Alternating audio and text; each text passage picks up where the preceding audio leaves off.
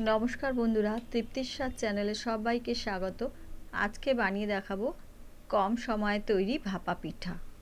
এর জন্য গ্যাসে একটা পাত্র বসিয়েছি, পাত্রে দিয়েছি 1 বাটি জল। এবার এর মধ্যে 2 বাটি মতো চালের গুঁড়ো দিলাম। চালের গুঁড়ো দিয়ে একটু ভালো করে এটাকে মেখে নেব। ফুটন্ত জলে দেব না, মানে জাস্ট উষ্ণ গরম জলে চালের গুঁড়োটা দিয়ে এবার এটা নাবিয়ে নেব।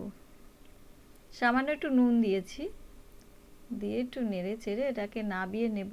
নাবিয়ে নিয়ে এটা আটা মাখার মতো করে একটু মেখে নেব। এটা ঠান্ডা মানে উষ্ণ গরম অবস্থায় মাখতে হবে। এইভাবে ভালো করে আটা মাখার মতো মেখে নিয়ে কতগুলো ছোট ছোট লেচি করে নেব। এরকম ছোট ছোট লেচি করে নেব।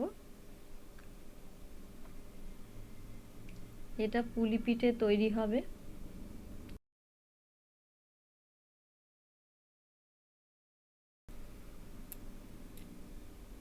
এবার গ্যাসে একটা পাত্র বসিয়েছি, পাত্রের মধ্যে দিলাম কোরানো নারকেল। একটা নারকেল আমি কুড়িয়ে নিয়েছি, কুড়িয়ে সেই নারকেলটাকে এর মধ্যে দিয়ে দিলাম। দিয়ে এবার দিয়ে দিলাম পাটালি গুড়। এখানে 350 গ্রাম মতো পাটালি গুড় দিয়েছি। পাটালি গুড়টা এবার আস্তে আস্তে এরমভাবে ভেঙে নেড়ে চেড়ে গুড়টাকে গলিয়ে নিয়ে, যেমন করে আমরা নাড়ু করি, নারকেল নাড়ু, ওই রকমভাবে একটা নারকেলের পুর তৈরি করে নেব। এখন বেশিক্ষণ লাগলো না, মিনিট 5-এর মধ্যে নারকেলের পুরটা হয়ে গেছে। এবার এটা নাবিয়ে নিলাম। নাবিয়ে রেখে এইবার যে আমি লেচিগুলো করেছি, এই লেচিগুলো হাতে করে নিয়ে ছোট করে এরকম বাটির মতো করে একটুখানি বাটির মতো করে নিয়ে এর মধ্যে চামচ দিয়ে একটু এই নারকেলের পুর দিয়ে দেবো। দিয়ে এইভাবে মুড়ে নেব। ছোট ছোট করেই এই পিঠেগুলো করেছি, পুলি পিঠে।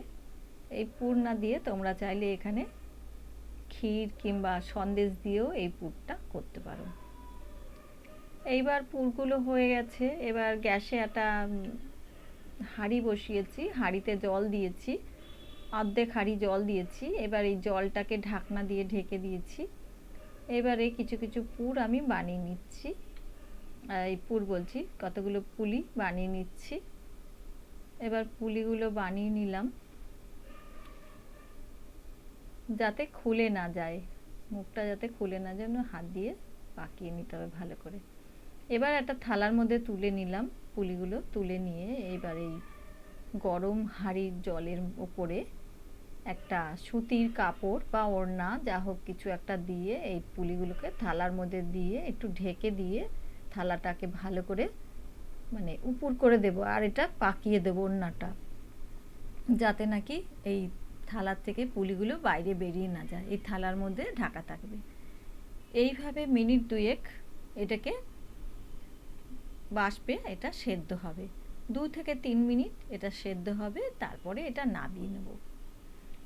এইভাবে এটা বাষ্প হচ্ছে, বাষ্প হয়ে পুলিগুলো রান্না হচ্ছে, ততক্ষণে আরও কটা পুলি আমি তৈরি করে নেব। এইবার এটা নাবিয়ে নিলাম।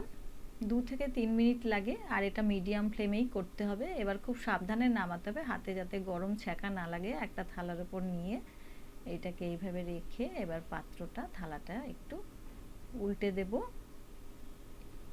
থালাটা উল্টে দিয়ে এইভাবে আমি পুলিগুলোকে, দেখো এটা বাষ্পীভূত হয়ে গেল। এইভাবে পুলিগুলো তৈরি হয়ে গেল। খুব নরম আর খুব সুস্বাদু, যেহেতু খেজুরের পাটালি দিয়ে করা হয়েছে এই পুরটা, তাতে খেতে খুব সুস্বাদু হয়েছে। এইভাবে সব পুলিগুলো আমি তৈরি করে নিলাম। তোমরা চাইলে এটা আবার দুধ চাল দিয়ে, এই দুধের মধ্যেও সামান্য মিষ্টি বা চিনি বা পাটালি গুড় বা খেজুরের গুড় দিয়েও এটাকে ফুটিয়ে দুধ পুলিও তৈরি করতে পারো, বা এইভাবেও তোমরা এটা খেতে পারো। ওটা ঠান্ডা হলেও ভালো লাগবে, এটা গরম অবস্থাতেও খাওয়া যাবে। ভিডিওটা সম্পূর্ণ দেখার জন্য ধন্যবাদ। চ্যানেলটাকে সাবস্ক্রাইব করতে আর ভিডিওটাকে লাইক শেয়ার করতে ভুলো না।